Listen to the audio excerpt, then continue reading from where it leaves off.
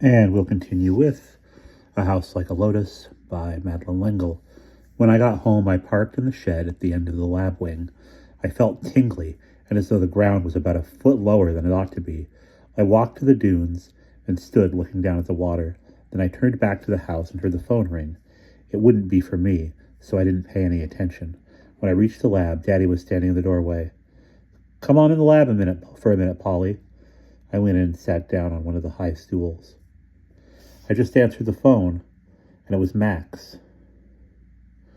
Very apologetic because she was afraid she'd given you too much champagne and shouldn't have let you drive home. I could feel that my cheeks were flushed. "You always let us have a little wine when you have it."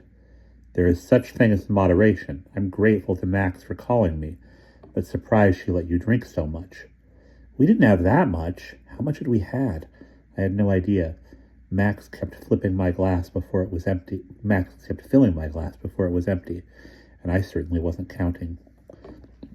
Daddy sat on the stool next to mine. On the high counter was a pad full of mathematical scribblings, Mother's writing. Daddy moved the pad away. "Max was concerned enough to call to see that you were safely home." I felt deflated and defensive. "You're a minor, Polly, and you're not accustomed to drinking, and it's very easy to have too much without realizing it. Please don't make a case out of it, Daddy. Max isn't in the habit of giving me too much to drink.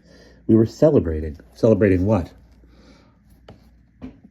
"I'm going to play Celia in As You Like It. It's a really good role." "That's wonderful news, honey. Just don't over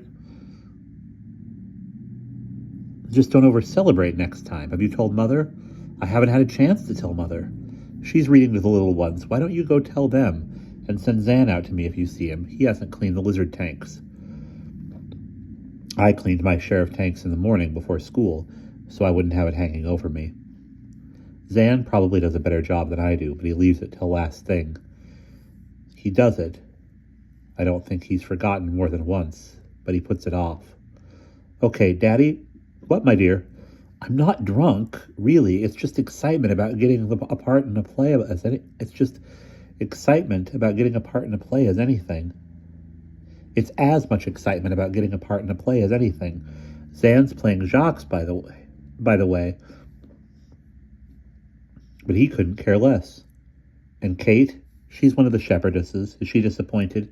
"Yes, but I didn't even have a walk-on when I was Kate's age."